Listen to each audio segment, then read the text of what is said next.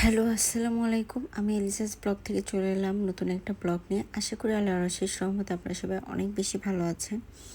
আল্লাহর অশেষ রহমতে আমি অনেকটা ভালো আছি। আমি একটু অসুস্থ হয়ে যাই, যার কারণে আমি আমার আব্বু-আম্মুর বাসায় একটু আসছিলাম।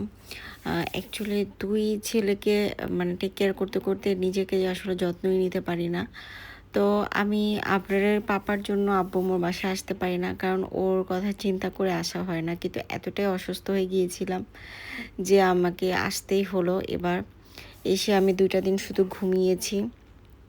তারপর হচ্ছে আমার ছোট বোন বলল যে, "আপু, আমাদের সাইডে একটা আপনার বীজ ভবন আছে, ওখানে আপনার সূর্যমুখী হয়।"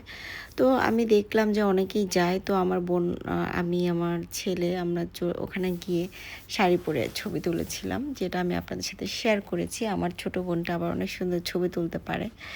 তো যাই হোক, তো এই যে আমাদের বাসার চারপাশটা ঘুরে ঘুরে দেখাচ্ছি, এটা হচ্ছে ফরিদপুর, একদম মেন টাউনের বিদ্যুৎ অফিসের সামনেই আমাদের বাসাটা। তো তো এই তো আমার বাবার বাড়িতে ভালোই সময় কাটছে। আসলে বাবা মার কাছে তো আসতে ইচ্ছা করে, কিন্তু হাজব্যান্ড রাগ করে, বলে যে তুমি আমাকে মিস করো না। কিন্তু আসলে সত্যি কথা বলতে সবাইকেই মিস করি। তবে আব্বু আম্মুর বাসায় আসলে না, একদম অন্যরকম একটা ফিলিংস হয়। মানে কোনো কাজ করার প্রয়োজন হয় না, শুধু ঘুমাই। তো আম্মু সব কিছু করে ফেলে। তো এই জন্য আব্বু আম্মুর বাসায় একটা অন্যরকম শান্তি। আর নিজের সংসারে তো নিজের দায়িত্ব, সেটাও একটা শান্তি। তো যাই হোক, তো আল্লাহর রহমতে ২ টা দিন একটু ঘুমিয়ে একটু ভালো লাগছে। শরীরটা একটু খারাপ ছিল সত্যি। তো আমি পারছিলাম না। তো আবরারের পাপা বলল যে, "এখন একটু সুস্থ হয়েছো? চলো চলে আসি।" কারণ রোজা, মানে মানে আমার শ্বশুর-শাশুড়ি আসছে। তো বলছে যে একসাথে আমরা ইফতারি করব। তো শ্বশুর-শাশুড়ি সবাই মিলে। তো যার কারণে আবরারের পাপা আমাকে রাত ৯ টার দিকে বের হয়েছে। ১টার মানে ১:৩০টার আগে আর কি আমাদের বাসায় পৌঁছানো হয়। তারপরে আবার আমরা ঢাকার উদ্দেশ্যে রওনা দিই। ১টার দিকে আসে মনে হয়। তো একটা ৩টার সময় আমরা হচ্ছে পদ্মা সেতুতে যখন উঠি, তখন ৩টা বাজে। আমাদের এয়ারপোর্টে যেতে যেতে, আমাদের বাসা তো এয়ারপোর্ট হাজি ক্যাম্প। তো ওখানে যেতে যেতে আমাদের একদম মানে সেহরি টাইম হয়ে যায়। আমরা গাড়িতেই সেহরিটা করে নিই। আর আম্মু কিছু খাবার দিয়েছিল, ওই খাবারগুলো খেয়েই আমরা সেহরিটা কমপ্লিট করি। তো রাতের ঢাকাটা আমার কাছে খুবই ভালো লাগে।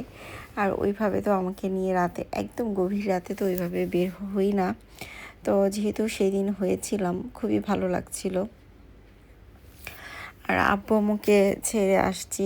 আসলে আমাদের কোনো প্ল্যান করাই ছিল না, যে আমার যাওয়ার কথাই ছিল না। কিন্তু হুট করে আবরারের পাপা বলল যে, "আমি আসছি, তোমাকে নিয়ে যাব।" ১ম রোজায় মানে বউ বাচ্চা ছেড়ে সে কীভাবে করবে? তা মানে কোনো প্ল্যান ছাড়াই, মানে আব্বু আম্মু জানেও না যে আমি চলে যাব। আমি জাস্ট বললাম যে আমি যাচ্ছি। আব্বু নামাজে ছিল, আম্মু বাসায় ছিল। আম্মু বলে, "এটা কিভাবে সম্ভব? হঠাৎ করেই তুমি যাওয়ার প্ল্যান করে ফেললা।" তো যেই কথা সেই কাজ, হাজব্যান্ড আসলে তো যেতেই হবে। তো এই যে এটা হচ্ছে ফার্স্ট ইফতারির আয়োজন।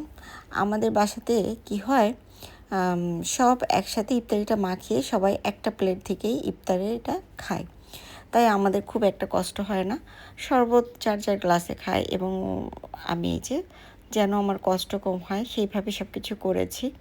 একটা প্লেটের মধ্যে সব কিছু নিয়েছি। তো আলহামদুলিল্লাহ, রোজা, ১ম রোজা খুব ভালো কাটলো। আসলে রিজিকটা দেখেন, আমার আব্বু আম্মুর সাথে হয়তোবা এই ইফতারিটা করার কথা ছিল, কিন্তু আমার রিজিক আসলে নেই তাদের সাথে। আমার ৮ বছর বিয়ে হয়েছে, তার ভিতরে আমি মনে হয় ২টা রোজাতে, মানে পুরো রোজা না, মানে হয়তোবা একটা রোজাতে যখন আমার বড় ছেলে হয়েছিল, তখন ফুল রোজা আমার আব্বু আম্মুর বাসায় ছিলাম। ওই টাইমে যেহেতু আমি অসুস্থ ছিলাম। আর আর পরের টাইমে মনে হয় আমি ২টা রোজা করেছিলাম। ২টা রোজা করে মেবি আমি আমার বাসায় চলে আসি, মানে আমার ঢাকার বাসায় চলে আসি। তো এটা হচ্ছে ২য় রোজার দিন আর কি। আমি টুকটাক বাসায় আমরা ভাজি। আমার কিন্তু ততটা কষ্ট হয় না, কারণ সব কিছু মাখিয়ে খাওয়া হয়। তো ৩টা ৪টা করে করে ভাজলেই আমাদের হয়ে যায়। আর এটা হচ্ছে তৃতীয় রোজার।